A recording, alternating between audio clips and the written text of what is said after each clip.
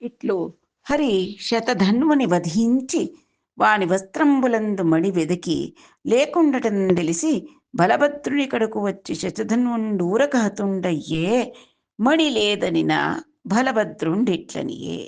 ಈ ರೀತಿಯಾಗಿ ಆ ಶತಧನ್ವನನ್ನ ಹಿಂಬಾಲಿಸಿ ಹೋಗಿ ಅವನನ್ನ ಹತ ಮಾಡಿದ ಶ್ರೀಹರಿ. ಅವನು ಸತ್ತು ಬಿದ್ದ ನಂತರ ಇವನು ಹೋಗಿ ಅವನ ಬಳಿ ಆ ಸ್ಯಮಂತಕ ಮಣಿ ಇದೆಯಾ ಅಂತ ಹುಡುಕಿ ನೋಡ್ದ, ಅವನ ವಸ್ತ್ರಗಳಲ್ಲಿ ಹುಡುಕಿ ನೋಡ್ದ. ಇಲ್ಲ ಅನ್ನತಕ್ಕಂಥ ತಿಳಿದು ಬಂತು. ಆ ಬಲಭದ್ರನ ಬಳಿಗೆ ಬಂದು ಹೇಳ್ದ, ಶತಧನ್ವ ಸುಮ್ಮನೆ ಹತನಾದ ನನ್ನ ಕೈಲಿ, ಅವನ ಬಳಿ ಮಣಿ ಇಲ್ಲ ಅಂತ ಕೃಷ್ಣ ಬಲಭದ್ರನಿಗೆ ಹೇಳಿದ. ಆಗ ಬಲಭದ್ರ ಏನಂತ ಅಂದ್ರೆ, ఆ మణి శతధన్వుండపహరించుట నిక్కం ఎవ్వరి చేదాపనిచ్చినాడో వేగమే నీ వేగి వెదుకుము పురిలోన వైదేహం దర్శింపవాంచగలదు పోయి వచ్చద నీవు పొమ్మని వీడ్కొని మెల్లన రాముండు మిథిలంజొచ్చి పోయిన జనకుండు పొడగని హర్షించి ఎంతయుం ప్రియముతో నెదురు వచ్చి. ಆಗ ಬಾಲರಾಮ ಏನು ಹೇಳಿದ, ಆ ಮಣಿ ಶತಧನ್ವುಂಡು ಅಪಹರಿಂಚುಟ ನಿಕ್ಕಮು, ನಿಶ್ಚಯವಾಗಿ ಶತಧನ್ವ ಸತ್ರಾಜಿತನನ್ನ ಕೊಂದು ಮಣಿಯನ್ನ ಅಪಹಾರ ಮಾಡಿದ್ದಾನೆ. ಇವಾಗ ಅವನ ಹತ್ರ ಇಲ್ಲ ಅಂದ್ರೆ ಏನರ್ಥ? ಅವನು ಎವರಿಚೇ ದಾಪನಿಚ್ಚಿನಾಡೋ, ಅವನು ಯಾರ ಹತ್ರಲ್ಲೋ ಬಚ್ಚಿಟ್ಟಿದ್ದಾನೆ ಅದನ್ನ. ವೇಗಮೇ ನೀವೇಗಿ ವೆದುಕುಮು ಪುರಿಲೋನ, ನೀನು ತಕ್ಷಣನೇ ದ್ವಾರಕಾಪುರಿಗೆ ವಾಪಸ್ ಹೋಗು, ಯಾರ ಹತ್ರ ಈ ಶತಧನ್ವ ಸ್ಯಮಂತಕ ಮಣಿಯನ್ನ ಬಚ್ಚಿಟ್ಟಿದ್ದಾನೋ ಹುಡುಕು. ನನಗೆ ಯಾಕೋ ಇಷ್ಟು ದೂರ ಬಂದುಬಿಟ್ಟಿದ್ದೀವಲ್ವ ನಾವು ಮಿಥಿಲಾ ನಗರದ ಹತ್ರ ತನಕ, ಆದ್ರಿಂದ ವೈದೇಹನ್ ದರ್ಶಿಂಪವಾಂಚಗಲದು, ಮಿಥಿಲೆಯ ರಾಜನಾದಂಥ ಜನಕ ಮಹಾರಾಜನನ್ನ ನಾನು ದರ್ಶಿಸ್ಬಿಟ್ಟು ಬರ್ತೀನಿ, ನೀನು ಹೋಗ್ಬಿಟ್ಟು ಬಾ, ಪೊಮ್ಮನಿ ಬೀಡ್ಕೊನಿ, ಕೃಷ್ಣನ ಹೋಗ್ಬಿಟ್ಟು ಪಾಪ ನೀನು ಅಂತ ಹೇಳಿ ತಾನು ಈ ಜನಕ ಮಹಾರಾಜನ ಬಳಿಗೆ ಬಂದ. ಮೆಲ್ಲನ ರಾಮುಂಡು ಮಿಥಿಲಂಜೊಚ್ಚಿ ಪೋಯಿನ ಜನಕುಂಡು ಪೊಡಗನಿ ಹರ್ಷಿಂಚಿ. ಆ ಬಲಭದ್ರ ಬಂದದ್ದನ್ನು ಕಂಡು ಅತ್ಯಂತ ಹರ್ಷಿತನಾದಂಥ ಜನಕ ಮಹಾರಾಜ ಎಂತೆಯೋ ಪ್ರಿಯಮತೋ ನೆದುರು ಬಚ್ಚಿ, ಎಷ್ಟೋ ಆದರಣೆಯಿಂದ ವಿಶ್ವಾಸದಿಂದ ಅಭಿಮಾನದಿಂದ ಅವನನ್ನು ಎದುರುಗೊಂಡು ಅರ್ಘ್ಯಪಾದ್ಯಾದಿಗಳಿಂದ ಪೂಜಿಸಿದ. అర్ఘ్యపాద్యాది కృత్యంబులాచరించి ఇచ్చిన వస్తువులెల్లనిచ్చి ఉండుమని భక్తి చేసిన నుండె ముసిలి కువలేశ్వర మిథిలలో గొన్నియేండ్లు. ಆ ಜನಕ ಮಹಾರಾಜ ಬಲಭದ್ರನ್ನ ಆಧರಿಸಿ ಅರ್ಘ್ಯಪಾದ್ಯಾದಿಗಳಿಂದ ಅವನನ್ನ ಸತ್ಕರಿಸಿ, ದಯವಿಟ್ಟು ನೀನು ಇಲ್ಲಿ ಕೆಲವು ಕಾಲ ಇರಬೇಕು ಅಂತ ಪ್ರಾರ್ಥಿಸಿದ. ಅದನ್ನ ಕಂಡಂತಹ ಈ ಮುಸಲಿ ಅಂತಂದ್ರೆ ಮುಸಲೆ ಅಂತಂದ್ರೆ ಒನಕೆಯನ್ನ ತನ್ನ ಆಯುಧನವನ್ನಾಗಿ ಧರಿಸಿದ್ದಂತಹ ಬಲರಾಮನಿಗೆ ಮುಸಲಿ ಎನ್ನತಕ್ಕಂಥ ಇನ್ನೊಂದು ಹೆಸರಿದೆ. ಅವನು ಆ ಮಿಥಿಲಾ ನಗರದಲ್ಲೇ ಕೆಲವು ಏಂಡ್ಲು ಅಂದ್ರೆ ಸಂವತ್ಸರಗಳ ಕಾಲ ಅಲ್ಲೇ ನೆಲೆಸಿಬಿಟ್ಟ ಮಿಥಿಲೆಯಲ್ಲಿ. ಅಂತ ದುರ್ಯೋಧನುಂಡು ಮಿಥಿಲಾ ನಗರಂ ಮುನುಕೊಂಜೆನುದೆಂಚಿ ಜನಕರಾಜು ಚೇತ ಸಮ್ಮಾನಿತುಂಡೈ. ಅಲ್ಲಿಗೆ ಗಾಂಧಾರಿ ಪುತ್ರನಾದ ದುರ್ಯೋಧನ ಬಂದಂತೆ ಮಿಥಿಲಾ ನಗರಕ್ಕೆ. ಮುಂದೆ ನೋಡೋಣ ಏನಾಗುತ್ತೆ ಅಂತ. ದುರ್ಯೋಧನುಂಡು ಮಿಥಿಲಾ ನಗರಂ ಮುನುಕೊಂಜೆನುದೆಂಚಿ ಜನಕರಾಜು ಚೇತ సమ్మానితుండై తెలమున గాంధారేయుడు లలిత గదాయుద్ధ కౌశలము నేర్చెన్ దగన్ హలిచేన్ ఆశ్రిత నిర్జర ఫలిచేన్ ತ್ರೈಲೋಕ್ಯ ವೀರ ಭಟಗಣ ಬಲಿಚೇನ್. ಆ ಗಾಂಧಾರಿಯ ಮಗನಾದಂತಹ ದುರ್ಯೋಧನ ಇಲ್ಲಿಗೆ ಬಂದ. ಎಲ್ಲಿಗೆ? ಮಿಥಿಲಾ ನಗರಕ್ಕೆ ಬಂದು ಅಲ್ಲಿದ್ದಂತಹ ಇವರನ್ನ ಆಶ್ರಯಿಸ್ತ, ಬಲಭದ್ರನ್ನ ಆಶ್ರಯಿಸ್ತ, ಭಕ್ತಿಯಿಂದ ಸೇವಿಸ್ತ.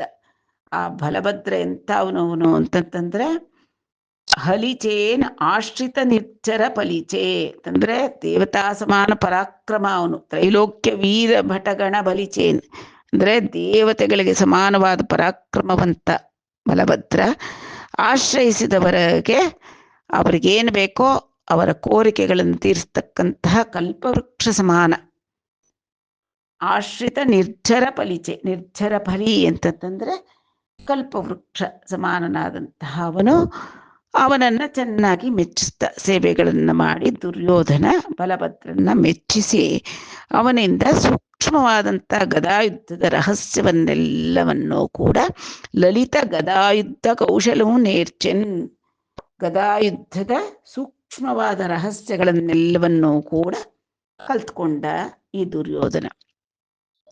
అటం కృష్ణుండును ద్వారకానగరంబును కొంజని శతధన్వుని మరణంబును మణి లేకుండటైను సత్యభామ కొంజెప్పి సత్యభామాప్రియకరుండుగావున సత్రాజితునకు పరలోక క్రియలు చేయించెన్. అక్రూర కృతవర్ములు శతధన్వు మరణంబు విని వెరచి ద్వారకా నగరంబు వెడలి బహుయోజన దూరభూమికి జనిరి. అక్రూరుండు లేమింజేసి వానలు లేక మహోత్పాతంబులును శరీర మానస తాపంబులును ద్వారకానగర వాసులకు సంభవించిన నందుల వృద్ధ జనులు బెగడి హరికి ಇಟ್ಲನಿರಿ. ಇವನು ಬಲಭದ್ರನ ಕೈಲಿ ದುರ್ಯೋಧನ ಮಿಥಿಲಾ ನಗರದಲ್ಲಿ ಗದಾಯುದ್ಧದ ರಹಸ್ಯಗಳನ್ನೆಲ್ಲ ಕಲ್ತ್ಕೋತಾ ಇದ್ದಾನೆ. ಅಷ್ಟೊತ್ತಿಗೆ ಕೃಷ್ಣ ದ್ವಾರಕಾ ನಗರಕ್ಕೆ ವಾಪಸ್ ಬಂದ. ಶತಧನ್ವ ಹೀಗೆ ಮರಣಿಸಿದ್ದು, ಅವನ ಬಳಿ ಸೆಮಂತಕ ಮಣಿ ಇಲ್ಲ ಅನ್ನತಕ್ಕಂಥದ್ದನ್ನೆಲ್ಲ ಸತ್ಯಭಾಮಗೆ ಹೇಳ್ದ. ಮತ್ತೆ ವಾಪಸ್ ಬಂದ ನಂತರ ಈ ಸತ್ಯಭಾಮ ಪ್ರಿಯನಾದಂತಹ ಶ್ರೀಕೃಷ್ಣ ಸತ್ಯಭಾಮೆಯ ತಂದೆಯಾದ ಸತ್ರಾಜಿತನಿಗೆ ಔರ್ಧ್ವದೈಹಿಕ ಕ್ರಿಯೆ ಅಂತ ಹೇಳ್ತಾರಲ್ಲ, ಪರಲೋಕ ಕ್ರಿಯೆಗಳನ್ನೆಲ್ಲವನ್ನು ಕೂಡ ಮಾಡ್ದ. ಇದೆಲ್ಲ ಆಶ್ಚರ್ಯ ಏನಿಲ್ಲ. ವಿಪರೀತವಾದ ವೈರಿಯಾದಂಥ ಕಂಸನಿಗೆ ಔರ್ಧ್ವದೇಹಿಕ ಕ್ರಿಯಾದಿಗಳನ್ನೆಲ್ಲ ನೆರವೇರಿಸಿದಂತಹ ಶ್ರೀಕೃಷ್ಣ ತನ್ನ ಮಾವನಾದ ಸತ್ರಾಜಿತನಿಗೂ ಕೂಡ ನೆರವೇರಿಸಿ ಸತ್ಯಭಾಮೆಗೆ ಸಂತೋಷವನ್ನು ಉಂಟು ಮಾಡ್ದ. ಅಷ್ಟು ಎಲ್ಲ ವಿಚಾರ ಎಲ್ಲರಿಗೂ ತಿಳಿತು. ಇವನು ಶತಧನ್ವ ಮರಣ ಹೊಂದಿದ್ದಾನೆ ಅನ್ನತಕ್ಕಂಥದ್ದು ದ್ವಾರಕಾ ನಗರದಲ್ಲಿ ಎಲ್ಲರಿಗೂ ತಿಳಿತೋ ಇಲ್ವೋ. ಇವರಿಬ್ರು ಅಕ್ರೂರ ಕೃತವರ್ಮರಿಗೆ ಭಯ ಹತ್ಕೊಂಡ್ಬಿಡ್ತು. ಅಯ್ಯೋ, ಇವನ ಗತಿ ಹಿಂಗಾಯ್ತು, ನಮಗೇನು ಕಾದಿದ್ಯೋ ಅಂತಂದ್ಬಿಟ್ಟು ಹೆದರ್ಕೊಂಡ್ಬಿಟ್ಟು ಬಹುಯೋಜನ ದೂರಭೂಮಿ ಕಿಂಜನಿರಿ. ಅವರಿಬ್ರು ಎಲ್ಲೋ ದೂರ ಪ್ರದೇಶಕ್ಕೆ ಹೊರಟೋಗ್ಬಿಟ್ರು ತಲೆ ತಪ್ಪಿಸ್ಕೊಂಡು. ಅಕ್ರೂರುಂಡು ಲೇಮಿಂಜೇಸಿ. ಈ ಅಕ್ರೂರನ ವಿಚಿತ್ರವಾದಂತಹ ಒಂದು ಪಾತ್ರ ನಾವು ಆವಾಗಲೇ ವಿಮರ್ಶೆ ಮಾಡಿಕೊಂಡ್ವಿ. ಅಂದರೆ ಅವನು ಒಂದು ಕಡೆ ಮಹಾಭಕ್ತ ಕೃಷ್ಣನಿಗೆ, ಎಲ್ಲೋ ಸ್ವಲ್ಪ ಈ ದುಷ್ಟ ಸಹವಾಸದಿಂದ ಸ್ವಲ್ಪ ದಾರಿ ತಪ್ಪಿದ್ದ, ಮತ್ತೆ ಅವನು ತಿರುಹಾಕೊಂಡ್ಬಿಟ್ಟ. ದುಷ್ಟರ ಸಹವಾಸದಲ್ಲಿ ಪೂರ್ತಿ ಮುಳುಗೋಗ್ಲಿಲ್ಲ. ಅಂತಹ ಅವನು ಸಜ್ಜನನಾಗಿದ್ದರಿಂದ, ಅವನು ಕೃಷ್ಣ ಭಕ್ತನಾದ್ದರಿಂದ ಅವನು ಯಾವಾಗ ದ್ವಾರಕಾಪಟ್ಟಣವನ್ನ ಬಿಟ್ಟನೋ ಅಲ್ಲಿ ಮಳೆಗಳು ನಿಂತು ಹೋಯ್ತಂತೆ. ಅಂದರೆ ಧರ್ಮಾತ್ಮರು ಎಲ್ಲಿದ್ದಾರೋ ಅಲ್ಲಿ ಮಳೆ ಬೆಳೆ ಚೆನ್ನಾಗಿರುತ್ತೆ ಅನ್ನೋದಕ್ಕಂಥದ್ದು ಈಗ ಕೂಡ ಲೋಕಾಚಾರದಲ್ಲಿ ಬಂದಿರತಕ್ಕಂತಹ ಒಂದು ಮಾತು. ಅಕ್ರೂರ ಹೋದಿದ ತಕ್ಷಣ ವಾನಲು ಲೇಖ ಮಹೋತ್ಪಾತಂಬುಲುನು, ಮಹಾ ಉತ್ಪಾತಗಳು ನಡೆಯಲಿಕ್ಕೆ ಪ್ರಾರಂಭ ಆಯಿತು. ಶರೀರ ಮಾನಸ ತಾಪಂಬುಲುನು, ಆದಿವ್ಯಾಧಿಗಳು ಎಲ್ಲ ಪ್ರಜೆಗಳನ್ನ ಕಾಡಲಿಕ್ಕೆ ಪ್ರಾರಂಭ ಮಾಡಿದ್ವು. ದ್ವಾರಕಾ ನಗರ ವಾಸುలకు ಸಂಭವಿಂಚಿನನ್ ಅಂದುಲ ವೃದ್ಧ ಜನರು ಬೆಗಡಿ, ಅಲ್ಲಿದ್ದಂಥ ಹಿರಿಯರಿಗೆಲ್ಲ ಭಯ ಆಗೋಯ್ತು. ಹರಿಕಿಟ್ಲನಿರಿ, ಶ್ರೀಕೃಷ್ಣನ ಹತ್ರಕ್ಕೆ ಬಂದು ತಮ್ಮ ಕಷ್ಟಗಳನ್ನ ಹೇಳ್ಕೊಂಡ್ರು. ಇಲ್ಲಿ ನಾವು ಇದೇನಪ್ಪ, ಕೃಷ್ಣ ಇದ್ದ ಅಲ್ಲೇ ದ್ವಾರಕಾ ನಗರದಲ್ಲಿ ಅಂತದ ಅಕ್ರೂರ ಇಲ್ಲ ಅಂತ ಮಳೆ ಬೆಳೆ ಇಲ್ಲದೆ ಹೋಗುತ್ತೆ, ಕೃಷ್ಣ ಇದ್ದಾನಲ್ಲ ಆಗ್ಲೇಬೇಕಲ್ಲ ಅಂತಂದ್ರೆ ಇದರಿಂದ ನಾವೇನ್ ತಿಳ್ಕೊಳ್ಬೋದು ಅಂದ್ರೆ ಸತ್ಪುರುಷರು ಸಜ್ಜನರು ಇರುವ ಕಡೆ ಲೋಕದಲ್ಲಿ ಮಳೆ ಬೆಳೆಗಳು ಚೆನ್ನಾಗಾಗುತ್ತೆ ಅನ್ನತಕ್ಕಂಥದ್ದನ್ನ ನಿರೂಪಣೆ ಮಾಡ್ಲಿಕ್ಕಾಗಿ ಈ ಒಂದು ವಿಚಾರವನ್ನ ತಿಳಿಸಿದ್ದಾರೆ ಅಂತ ಅರ್ಥ ಮಾಡ್ಕೋಬಹುದು. ಆಗ ಕೃಷ್ಣನ ಬಳಿಗೆ ಬಂದು ಆ ದ್ವಾರಕಾವಾಸಿಗಳು ಏನು ಹೇಳಿದ್ರು ಅನ್ನತಕ್ಕಂಥದ್ದನ್ನ ಮುಂದೆ ನೋಡೋಣ. ಕಮಲಾಕ್ಷ ವಿನವಯ್ಯ ಕಾಶಿ ಕುಂಡೇಲೇಡಿ ಕುಂಭಿನಿ ವಾನಲು ಗುರಿಯ ಕುನ್ನನ್ ಗೋರಿಶ್ವ ಫಲ್ಗುನಿನ್ ಗೊನಿಪೋಯಿಯತನಿಕಿನ್ ಗಾಂತಿನಿಯನೇಡು ಕನ್ಯನಿಚ್ಚಿ ಕಾಶಿ ವಿಪುಂಡು సత్కారంబు చేసిన వానలు గురిసేన్ ఆ వసుద మీద ఆతని పుత్రుకుండైన అక్రూరుండు నంతటివాడు ಮಹಾತಪಸ್ವಿ. ಕೃಷ್ಣನ ಬಳಿಗೆ ಬಂದಂತಹ ದ್ವಾರಕಾ ನಗರದ ಹಿರಿಯರೆಲ್ಲ ಏನ್ ಹೇಳಿದ್ರು ಅಂತ, ಪಾ ಕೃಷ್ಣ ತಪ್ಪು ತಿಳ್ಕೊಬೇಡಪ್ಪ, ಈ ಅಕ್ರೂರ ಎಲ್ಲೋ ಹೊರಟೋಗ್ಬಿಟ್ಟಿದ್ದಾನೆ. ಅಕ್ರೂರ ಎಂಥವನು ಗೊತ್ತಾ, ಹಿಂದೆ ಕಾಶಿ ರಾಜ್ಯದಲ್ಲಿ ಒಬ್ಬ ರಾಜನಿದ್ದ. ಕಾಶಿ ಕುಂಡೇಲೇಡಿ, ಕಾಶಿ ರಾಜ ಅಲ್ಲಿ ಕಾಶಿಯನ್ನ ಪರಿಪಾಲಿಸ್ತಾ ಇರತಕ್ಕಂಥ ಸಂದರ್ಭದಲ್ಲಿ ಮಳೆಗಳೇ ಇಲ್ಲದೆ ಕ್ಷಾಮ ಉಂಟಾಗ್ಬಿಡ್ತು. ಆಗ ಅವನು ಬಂದು ನಮ್ಮ ಯಾದವರಲ್ಲಿ ಒಬ್ಬನಾದಂಥ ಮಹಾಧರ್ಮಿಷ್ಠನಾದಂತಹ ಶ್ವಫಲ್ಕ ಅನ್ನತಕ್ಕಂಥ ಯಾದವ ಪುಣ್ಯ ಪುರುಷನ್ನ ಅಲ್ಲಿಗೆ ಕರ್ಕೊಂಡು ಹೋದರು. ಕಾಶಿನಗರಕ್ಕೆ ಕರ್ಕೊಂಡು ಹೋಗಿ ತನ್ನ ಮಗಳಾದ ಗಾಂಧಿನಿ ಅನ್ನತಕ್ಕಂತಹವಳನ್ನು ಕೊಟ್ಟು ಮದುವೆ ಮಾಡಿದ್ರು. ಅವನಿಗೆ ಸತ್ಕಾರ ಮಾಡಿ, ಅಶ್ವಫಲ್ಕನಿಗೆ ಸತ್ಕಾರ ಮಾಡಿ ಗಾಂಧಿನಿಯನ್ನ ಕೊಟ್ಟು ಕಲ್ಯಾಣವನ್ನು ಮಾಡಿದ್ರು. ಆಗ ಆ ಕಾಶಿ ರಾಜ್ಯದಲ್ಲಿ ಮಳೆಗಳು ಬಂತು. ಅವನ ಮಗ ಅಂತಹ ಶ್ವಫಲ್ಕ ಗಾಂಧಿನಿಯರ ಮಗ ಈ ಅಕ್ರೂರ, ಅದಕ್ಕೆ ಅಕ್ರೂರನ್ನ ಗಾಂಧಿನೇಯ ಅಂತ ಕೂಡ ಕರೀತಾರೆ. ಅಂತಹವನು ಇವನು ಮಹಾ ತಪಸ್ವಿ ಅಕ್ರೂರ ಎಲ್ಲೋ ಹೊಟ್ಟೋಗಿದ್ದಾನೆ. మరలి వచ్చేనేని మానునుత్పాతంబులెల్ల వానగురియుని స్థలమున దేవతనిందోడి తెప్పింపు మన్నింపు మానవలయం వీడ మానవులకు. ಅವನು ಅಕ್ರೂರ ಮರಳಿ వచ్చేನೇನಿ, ಒಂದು ವೇಳೆ ಅಕ್ರೂರ ಮರಳಿ ದ್ವಾರಕಾ ನಗರಕ್ಕೆ ಬಂದರೆ ಮಾನುನುತ್ಪಾತಂಬುಲೆಲ್ಲ ವಾನಗುರಿಯು, ಈ ಉತ್ಪಾತಗಳು, ಈ ಆದಿವ್ಯಾಧಿಗಳು ಎಲ್ಲ ತಗ್ಗಿ ಮಳೆಗಳು ಚೆನ್ನಾಗಾಗುತ್ತೆ ಈ ಸ್ಥಳದಲ್ಲಿ. ದೇವಾತನಿಂದೋಡಿ ತೆಪ್ಪಿಂಪು, ಅವನೆಲ್ಲಾದರೂ ಇರಲಿ ಅವನ್ನ ಹುಡುಕಿ ತರಿಸಪ್ಪ ದಯಮಾಡಿ. ಮನ್ನಿಂಪು, ನಾವು ಈ ರೀತಿ ಬಂದು ದೇವದೇವನಾದಂಥ ನಿನಗೆ ಈ ರೀತಿ ಹೇಳ್ತಾ ಇದ್ದೀವಿ ಅಂತ ತಪ್ಪು ತಿಳ್ಕೊಬೇಡ, ನಮ್ಮನ್ನು ಕ್ಷಮಿಸು. ಮಾನವಲಯುಂಬೇಡ ಮಾನವುಲಕು, ಮಾನವಲಿ ಇಲ್ಲಿ ಜನಗಳು ಬದುಕಬೇಕಲ್ವಾ, ಜನರ ಯೋಗಕ್ಷೇಮನೆ ಮುಖ್ಯ ಅಲ್ವಾ, ಆದ್ರಿಂದ ದಯಮಾಡಿ ಅಕ್ರೂರನನ್ನು ಕರೆಸು ಅಂತಂದುಬಿಟ್ಟು ಕೃಷ್ಣನಿಗೆ ಹೇಳಿದ್ರು. ದ್ವಾರಕೆಯ పురజనರಲ್ಲಿ ಹಿರಿಯರೆಲ್ಲರೂ ಬಂದು ಹೇಳಿದ್ರು.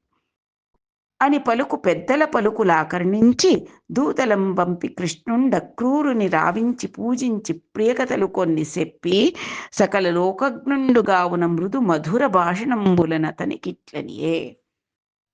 ಹಿರಿಯರ ಮಾತನ್ನ ಪಾಲಿಸಿದಂತಹ ಶ್ರೀಕೃಷ್ಣ ಅವರ ಮಾತು ಕೇಳಿ ಆಯ್ತು ಕರೆಸ್ತೀನಿ ಅಂತ ಆ ದೂತರನ್ನ ಎಲ್ಲ ಕಡೆಗೂ ಕಳಿಸಿ ಎಲ್ಲಿದ್ದಾನೆ ಅಕ್ರೂರ ಅಂತಕ್ಕಂಥದ್ದನ್ನ ಹುಡುಕಿಸಿ ಅವನನ್ನ ಕರೆಸಿ ಅವನನ್ನ ಪೂಜಿಸಿ ಅವನ ಹತ್ರ ಪ್ರಿಯ ಕಥಲು ಕೊನ್ನಿ ಸೆಪ್ಪಿ ಅವನಿಗೆ ಪ್ರಿಯವಾಗಿ ಅವನೊಡನೆ ಸಂಭಾಷಣೆಯನ್ನ ಮಾಡಿ ಸಕಲ ಲೋಕಜ್ಞನಾದಂಥ ಶ್ರೀಹರಿ ಮೃದು ಮಧುರವಾಗಿ ಅವನ ಹತ್ರ ಮಾತಾಡ್ತಾ ಮುಂದಿನಂತೆ ತಿಳಿಸಿದ ಅಕ್ರೂರನಿಗೆ.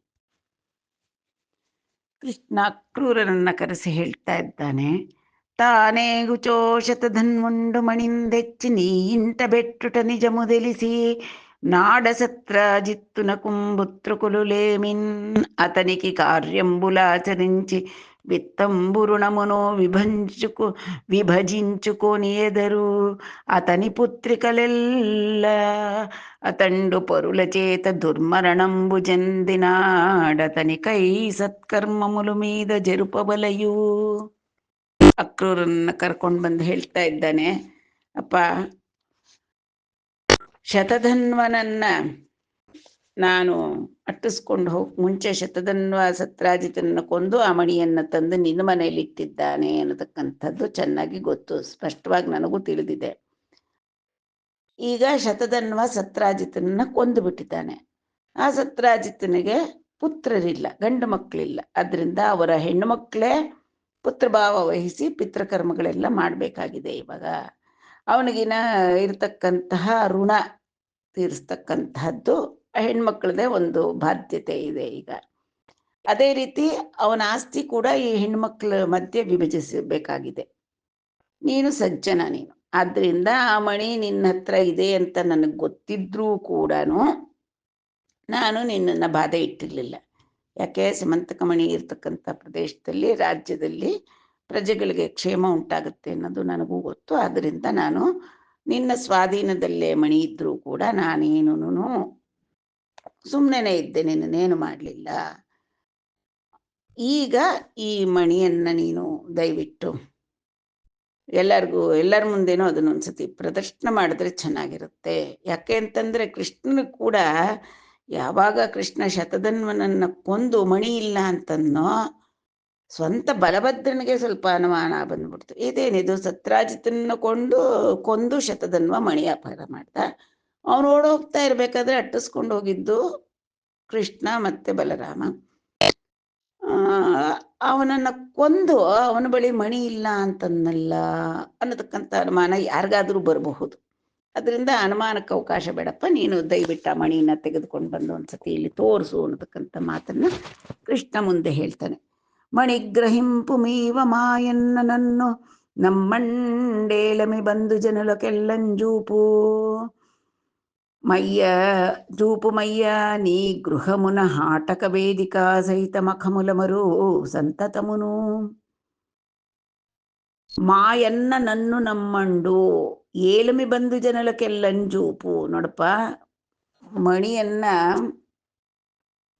ನನ್ನ ಹತ್ರ ಇಲ್ಲ, ನಾನು ಶತಧನ್ವನ್ನ ಕೊಂದು ಅವನ ಹತ್ರದಿಂದ ತೆಗೆದುಕೊಂಡಿಲ್ಲ ನಾನು ಮಣಿಯನ್ನ ಅಂತಕ್ಕಂಥದ್ದನ್ನ ಯಾರೂ ನಂಬ್ತಾ ಇಲ್ಲ. ಅವನ ಹತ್ರ ಮಣಿ ಇರಲಿಲ್ಲ ಅಂತ ನಾನು ಹೇಳಿದ್ರೂ ಕೂಡ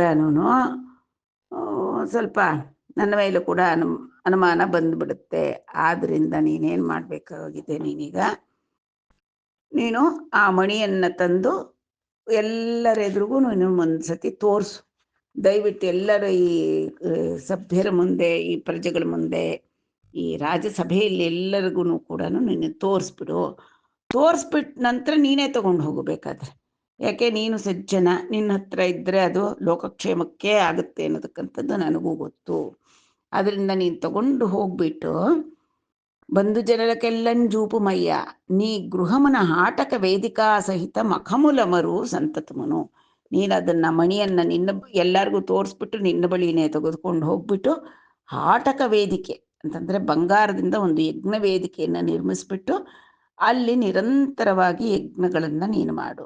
ಯಾವುದಕ್ಕೂ ನೀನೊಂದು ಸರ್ತಿ ದಯವಿಟ್ಟು ನೀನು ಈಗ ಆ ಮಣಿಯನ್ನು ಎಲ್ಲರೆದುರಿಗೆ ತೋರಿಸು ಅಂತ ಅಕ್ರೂರನಿಗೆ ಕೃಷ್ಣ ಭಗವಂತ ಹೇಳಿದ. అని ఇట్లు సామవచనంబులు హరిపలికినన్ అక్రూరుండు వస్త్రచ్ఛన్నంబైన మణిందెచ్చి హరికిచ్చిన సంతసమంది బంధుజన సన్నిధికిన్ హరిదెచ్చి జూపే నశ్రాంత విభాసమాన ఘృణిజాల పలాయత భూన భూంతరధ్వాంతమున్ హేమభారచయ వర్షణ విస్మిత దేవమానవ స్వాంతమున్ కీర్తిపూరిత దిశావలయాంతమున్ ಹಾಸ್ಯಮಂತಮುನ್. ಮಣಿಯನ್ನ ತಂದು ಒಂದ್ಸತಿ ತೋರಿಸಪ್ಪ ಕ್ರೂರ ಅಂತ ಅವನ ಬಳಿ ಸಾಮವಚನಂಬುಲು ಹರಿಪಲಿಕಿನ, ತುಂಬ ಪ್ರೀತಿಯಿಂದ ನಿಧಾನವಾಗಿ ಸಂದರ್ಭವನ್ನು ವಿವರಿಸಿ ಹೇಳಿದಂಥ ಹರಿಯ ಮಾತುಗಳನ್ನು ಕೇಳಿ ಅಕ್ರೂರ ವಸ್ತ್ರಚ್ಛನ್ನಂಬೈನ ಮಣಿಂದೆಚ್ಚಿ ಹರಿಕಿಚ್ಚಿನ, ಒಂದು ವಸ್ತ್ರದಲ್ಲಿ ಕಟ್ಟಿ ತಂದು ಹರಿ ಕೈಗೆ ಸೆಮಂತಕ ಮಣಿಯನ್ನು ಒಪ್ಪಿಸಿದ ಆ ಅಕ್ರೂರ. ಸಂತಸ ಮಂದಿ ಬಂಧುಜನ ಸನ್ನಿಧಿಕಿನ್ ಹರಿದೆಚ್ಚಿ ಜೂಪೆ, ಅವನು ತಂದಿದ್ದನ್ನ ಇದನ್ನು ತಂದು ಎಲ್ಲರಿಗೂ ಕೂಡ ತೋರಿಸ್ದ, ಬಂಧುಗಳಿಗೆಲ್ಲ ತೋರಿಸ್ದ. ಗೊಪ್ಪ, ಶತಧನ್ವನನ್ನು ಕೊಂದು ನಾನು ತಗೊಂಡಿಲ್ಲ ಮಣಿಯನ್ನ ಅನ್ನತಕ್ಕಂಥ ತನ್ನ ಮೇಲೆ ಯಾವುದೇ ಕಿಂಚಿತ್ ಕಳಂಕ ಕೂಡ ಬರಕೂಡ್ದು. ಆ ರೀತಿಯಾಗಿ ಕೃಷ್ಣ ಪರಮಾತ್ಮ ಎಲ್ಲರಿಗೂ ಕೂಡ ತೋರಿಸಿದ ಅದೆಂತಹ ಮಣಿ. ಆ ತೋರಿಸಿದಂಥ ಮಣಿಯ ಒಂದು ಪ್ರಭೆಯನ್ನು ವರ್ಣಿಸ್ತಾರೆ. ಅಶ್ರಾಂತ ವಿಭಾಸಮಾನ ಘೃಣಿಜಾಲ ಪಲಾಯತ ಭೂ ನಭೋಂತರಧ್ವಾಂತಮು. ಆ ಒಂದು ಮಣಿಯಿಂದ ನಿರಂತರವಾಗಿ, ಅಶ್ರಾಂತವಾಗಿ ಅಂದರೆ ನಿರಂತರವಾಗಿ ಕಂಟಿನ್ಯೂಸ್ ಆಗಿ ಬರ್ತಾ ಇರತಕ್ಕಂತಹ ಒಂದು ಪ್ರಭೆ, ರತ್ನ ಕಾಂತಿಗಳು ಹೇಗಿತ್ತಂತಪ್ಪ ಅಂದರೆ ಭೂಮಿ ಆಕಾಶದ ಮಧ್ಯೆ ಇರತಕ್ಕಂತಹ ಎಲ್ಲ ಧ್ವಾಂತ ಅಂದರೆ ಕತ್ತಲೆಯನ್ನು ಕಳೆದು ಹಾಕ್ತಾ ಇತ್ತಂತೆ. ಅಂದರೆ ಅಷ್ಟು ಘೃಣಿ ಅದು. ಘೃಣಿ ಅನ್ನತಕ್ಕಂಥದ್ದು ಸೂರ್ಯದೇವನಿಗೆ ಇರ್ತಕ್ಕಂಥ ಇನ್ನೊಂದು ಹೆಸರು. ಅವನು ನೀಡಿದ್ದಂಥ ಅದು ಘೃಣಿ ಜಾಲವನ್ನ ಅಂತಂದ್ರೆ ಕಿರಣಗಳ ಜಾಲವನ್ನು ಹೊಮ್ಮಿಸ್ತಾ ಇತ್ತು. ಕಾಂತಿ ಪುಂಜಗಳು ಆ ಮಣಿಯಿಂದ ಹೊಮ್ಮುತ್ತಾ ಇದ್ವು. ಹೇಮ ಭಾರಚಯ ವರ್ಷಣ ವಿಸ್ಮಿತ ದೇವಮಾನವ ಸ್ವಾಂತಮು.